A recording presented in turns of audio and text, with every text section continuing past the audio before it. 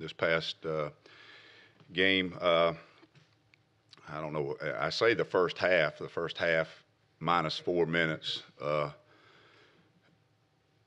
We thought, we came out from the start was really very dominant all the way up until we went in and waited for about 2.5 hours. A little bit frustrated with everything past that point, in that we thought we lost our edge. Now, don't get me wrong, there were a lot of good football plays, but there were 5 or 6 plays in that second run after the long break that just was not our standard of focus, communication, technique application, and that was frustrating. But it gave us some good teaching tape to get some things corrected. But all in all, I mean, we played very, very hard and was very effective in a lot of ways. I think they came in, obviously, trying to run the jet rocket sweep. They wanted to run that. They ran it many times, many different ways, and we were very successful, and our guys were very successful in stopping that. The second thing that we anticipated and saw was about every kind of screen you can imagine, and that was, we were very effective on the screen. So really what happened after the break was we got a totally new game plan. Now, we adjusted our game plan some too, and then wound up going back to the original one, just simply because of the simplicity of what we were doing. So that's kind of where that is. As far as the game this week, road game in the SEC. SEC games are difficult no matter where you play, but road games do take on a little different feel to it. Quite frankly, from a defensive standpoint, it's probably a little bit different offensively, but road games are a little bit easier to manage defensively than they are offensively. We don't have to deal with the crowd noise, and then it kind of brings us. It's just us. It's just us, and so we'll use it as a positive. But again, to end that. We always have a laundry list of corrections. This past game was no different. That's coaching. Some of those things that we didn't do so well, we have to get corrected before SEC play. Now, the thing about it is, the next game, there'll be some things we'll have to draw up on the sideline and get that corrected. That's just the nature of the way football is now. Sometimes it looks like Canadian League with 12 men out there and multiple guys in motion at the same time. It is what it is. Deal with it and play the next play. How different is their offense? You hear a lot of talk about Southern Miss's offense or Mississippi State's? Mississippi State's. There's similarities. I think probably the biggest difference from where I'm at this point of watching them is there's a little bit conceptual difference in the passing game. I think that's probably the thing that jumped out the most. The run game is really not that different in terms of what they're doing. There's a few little things that are different, but not for a major part. What specifically would you have liked to see improved there in that second half, so to speak, of the game against Southern Miss? Well, I thought we lost our eye discipline a couple of times. We had like on the double reverse pass. Everybody saw the sack. But on the double reverse pass where they reverse pitch back and they rocketed through and then reversed, and at one time there were 4 guys in the backfield counting the quarterback 5, and all of them were moving in opposite directions. Our eye discipline on that was not good. Now, the result of the play was minus 9 yards and a sack, so everybody says, great play. But from a teaching standpoint, there were 3 major teaching concepts there that helped us. I think the touchdown drive, the execution on the touchdown drive, there were 2 plays there. One of them was a real hard play. It was a hard to defend, but we didn't execute well on that particular play. And then probably the other thing that we had 2 plays that we've repped and we go against our offense where the little stutter and go, fake the screen and stutter and go kind of a wheel route. We didn't play through the defender. I think we thought we had gotten to a point where we were so good that we just were going unblocked. We just whipped the guy and just went past him. Well, that didn't happen. They get a hat on a hat, and you're not that good a player. You just didn't run by him. He ran by you. So that was probably just eye discipline. What do you think of the play of Smoke Monday and Christian Side through 5 games right now for you? Well, it's still a work in progress. It's a work in progress. They've had some very good plays. I think people forget we're ahead of the curve in quarterback pressures and sacks that we were this time last year. I think we got 1 more sack and we got like 9 more quarterback pressures. And 4 of those quarterback sacks are Richard Juniper's got 2 and Smoke Monday's got 2. Smoke is a good guy in terms of coverage. He's got a lot of range. He's a good blitzer. He plays the game with a high motor, and he's still learning, and he still is going to have to make mistakes. I mean, it's going to happen. So sometimes you have to watch the tape and close one eye until you can get him in there and get it corrected. But he's very teachable, and he's getting better every week. Christian is a little bit different in that he was at corner for the spring practice and early fall camp. Then we moved him to star, so he doesn't have that much time under his belt at star, but he's progressing nicely. He's very, very intelligent. He's highly competitive, and that's the thing that probably makes it easy. Kevin, Jordan Peters has become playmaker, special teams, doing a good job on defense. How much have you seen him progress, kind of settling into that spot? Well, he's a smart guy, and he's got more football under his belt than people realize that he's got. I mean, he's been in the big games at the big moments, so it's not too big for him. And he's still, he's a young, and there's still a learning curve there, but he's progressing nicely. When you got I'm sorry, go ahead. How was Jaden Sherwood coming along? Well, Sherwood is a really, really smart guy. He's a very, very good tackler, and he's physical. He's a big guy that's physical, plays with good balance and body control.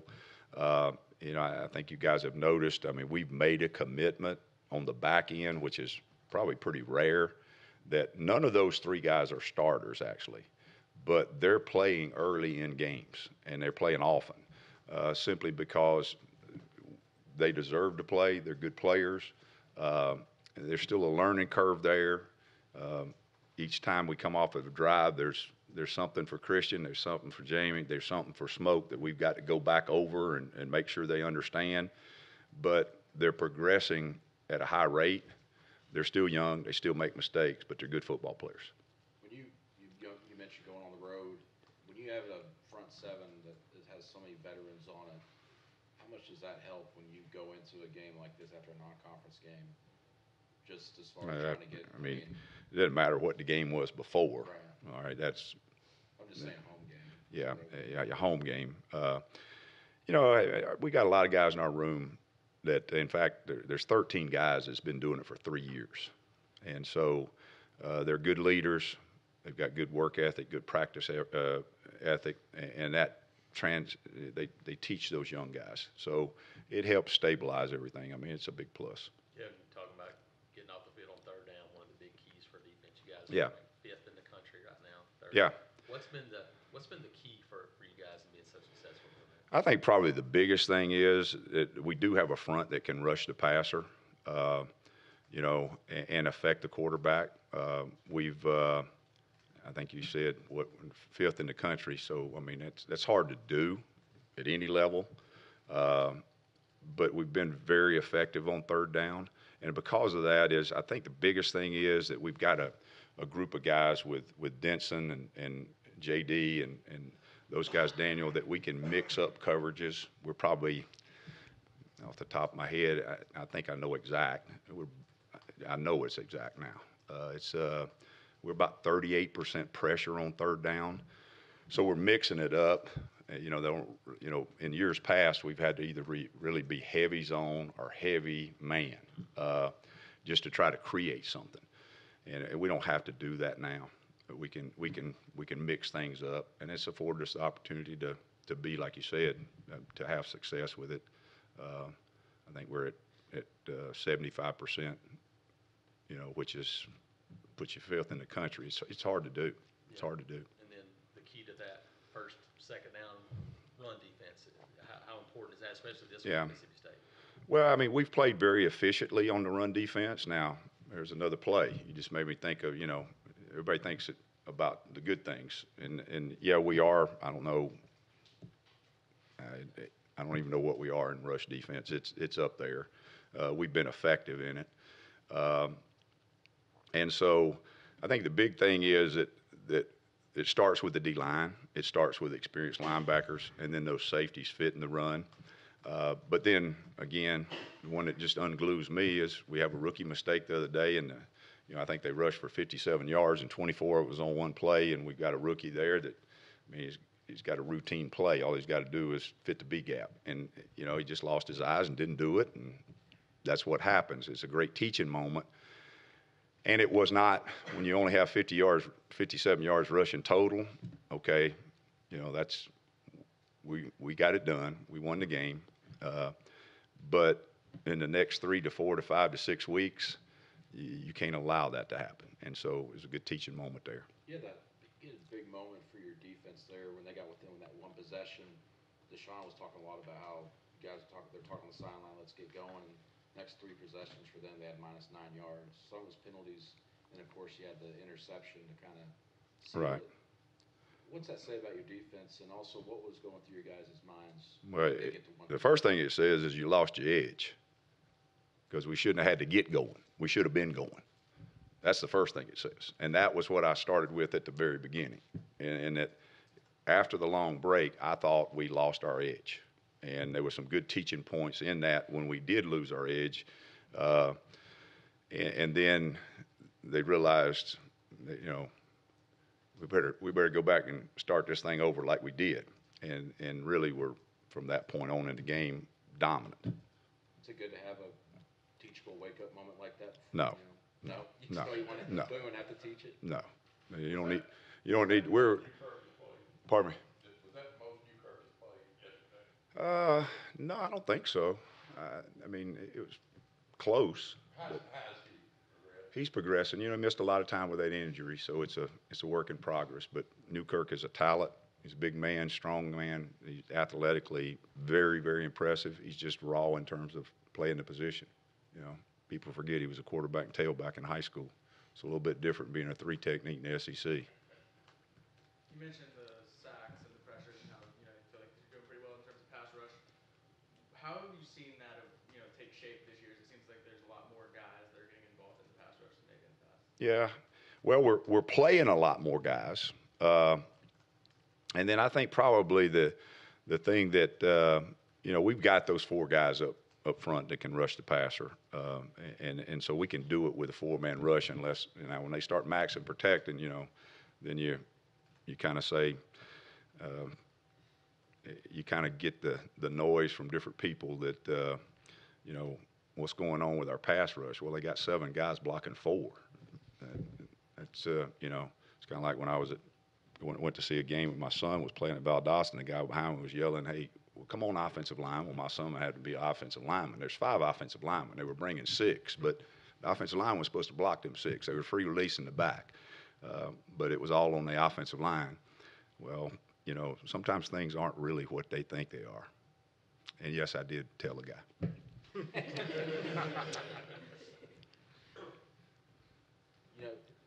Mississippi State, they've struggled offensively the last 2 games. But from earlier in the season, what did you see out of them in those games, especially on the road at Kansas State when they got Nick Fitzgerald back? Yeah, well, they're a very talented offense. They got running back, they got wide receiver, they're big, strong, powerful in the offensive line. They got an SEC offensive line. Their quarterback's been playing a long time. He's a very good player. So they got a complete group. I think what happened is they played 2 really good teams in Florida and Kentucky, and they, things just didn't unfold like they probably thought it was going to.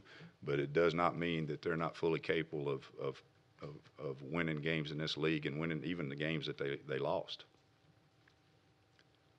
You kind of mentioned at the beginning about going on the road and making it a positive. Have you seen teams in the where the first instance road trip can bring the group together? Is that something to think about? I never thought of it like that. I really don't know. I mean, from a defensive standpoint, we kind of like road games. So I can't speak from a whole team thing, but defensively, it's just you know, and so they don't really ring the bells when they're on offense. So, the bell thing is not a big deal for us. Now, for the other side, you got to worry about the bells. Anything else? All right.